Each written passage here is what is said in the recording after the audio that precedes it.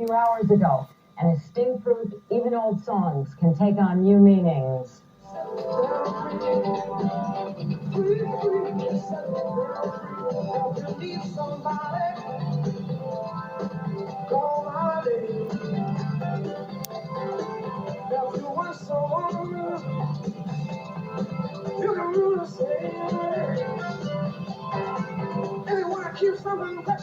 It is this kind of music that Amnesty International hopes will convince rock fans all over America to join in their fight to end worldwide torture. The message is human rights. The messenger is the music.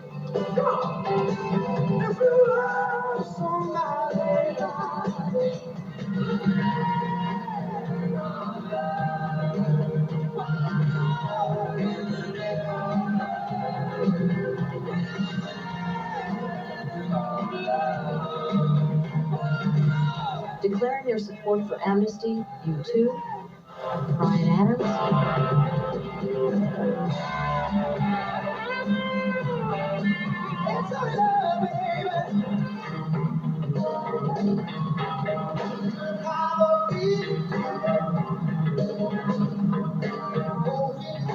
Gabriel in his first concert appearance in 3 years.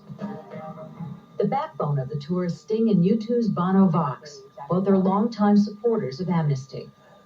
Amnesty does not deal with ideologies or politics.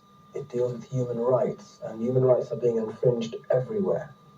It is kind of an extraordinary thought to think that somebody, a young 16-year-old poet, who can be in prison for doing exactly what Sting and myself do every day, which is just offer our opinion and hope to affect change with it, change for the good, the common good, we hope.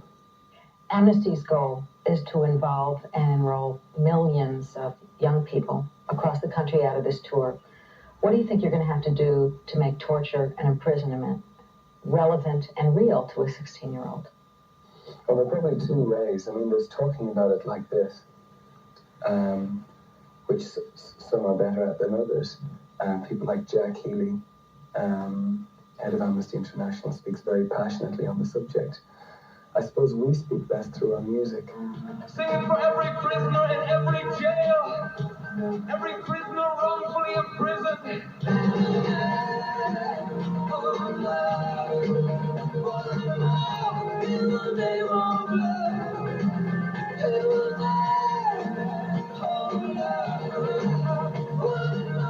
Do you think that most of the kids who walk into the arenas, whether it's in Atlanta or Dallas or the Meadowlands, will really ever have heard of Amnesty? Oh, it doesn't matter, they will have after. Sure, they will have afterwards. I think it's as serious and as tragic as the issue is. This tour is going to be fun. And the concert will be fun, and people will enjoy it. And I think an extension of that enjoyment would be to be a member of Amnesty. I can tell you from experience that to be a member of this thing makes you feel better about yourself. It can be fun to write to people who lead to authoritarian or repressionist regimes. To have a dictator as a pen pal and be a complete nuisance to him. I keep sending him these letters, please free this person. I think once the kids get that feeling behind, let's join this thing and cause a bit of trouble. That's the thing, you know, answering the questions becomes quite serious because it is a serious issue, really serious issues. But the celebration of music really overcomes that. And really important, I think, to get across. This is a storm we're kicking up all across America. It's really a great storm, you know, an electric storm.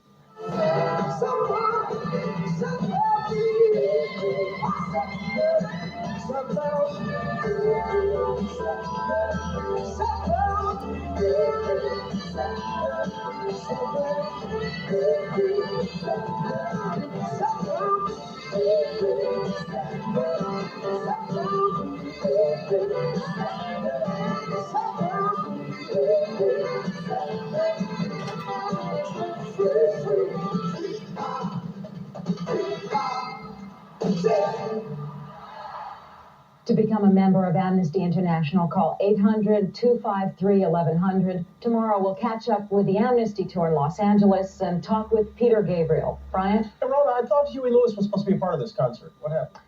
We understand he was interested in doing a whole set, and that the only time that was available were 20 to 25-minute sets. Yeah. Okay, Rona, thank you. We'll talk to you tomorrow. Thanks, Brian. See you tomorrow morning. He's calling it the Conspiracy of Hope Tour. It's a series of rock concerts to benefit Amnesty International. One of the stars involved is Peter Gabriel, whose new release, Sledgehammer, is the hottest record in America right now. The Amnesty Tour has Peter Gabriel back on stage for the first time in 3 years. And today, music reporter Rona Elliot has an exclusive interview.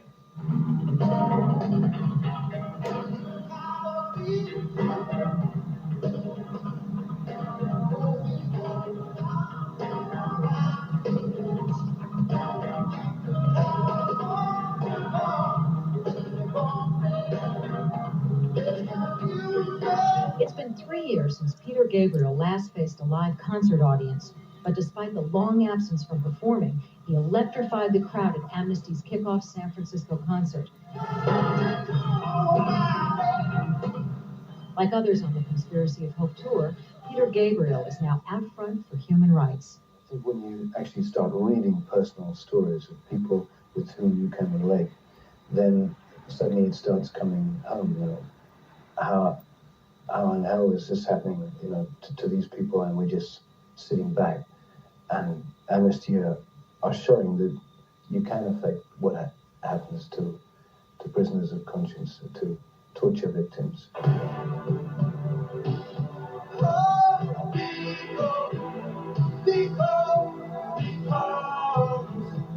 Gabriel's musical commitment to human rights dates back 6 years to a song he wrote about South African martyr Stephen Biko.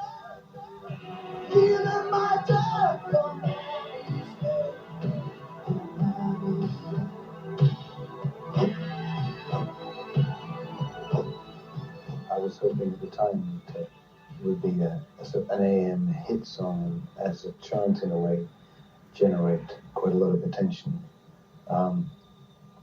That it wasn't, but if it's helped to trigger other people into action, then I'm very pleased with that. This gets back to the old question. Can music actually influence people on a tour like this, or does it just make them feel good? I think music can't change the world directly, but it can increase awareness, and just the information can be obtained, if you like. It can be presented to people. People will then make up their own minds and respond in their own way.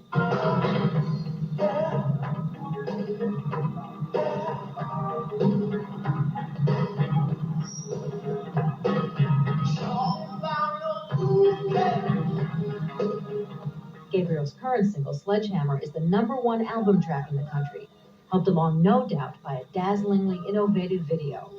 Could have a big difference going up and down all around the bends. You could have a fun with car bumping. Did you know that there were Peter Gabriel fans out there just waiting in the wings for a new album? Well, I'm not the world's fastest producer of music, so the fans that are there do have to wait usually. But I think I'm very lucky in that there's a good body of people who will check out anything I do. You've talked about music having the ability to be a body of opinion. Can you be a little more specific about that? Well, I don't want music that preaches at me all the time and tells me what to do, but I do like to listen to things where I feel there is an awareness of what's going on, and I think quite often if you look in music or any of the arts, the feelings that the general people have towards trying to change their world are first of all visible in the arts.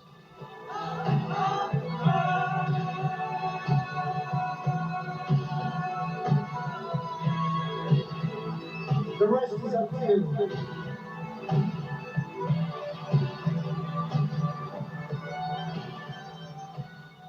For today, Rona Elliot, NBC News, Los Angeles. And next week, Rona brings us an interview with Canadian rocker Bryan Adams. And in a moment, we'll find out what Jerry Lewis knows about cookies. Around November and December. Their album, Invisible Touch, will be out tomorrow week, so watch out for that. In the meantime, WEA Music Video have released No Ticket Required, a long-form video of Phil Collins' 85 World Tour. It runs approximately 90 minutes, so it's pretty good value, and includes Against All Odds, The Studio, You Can't Hurry Love, One More Night, and this one, In the Air Tonight.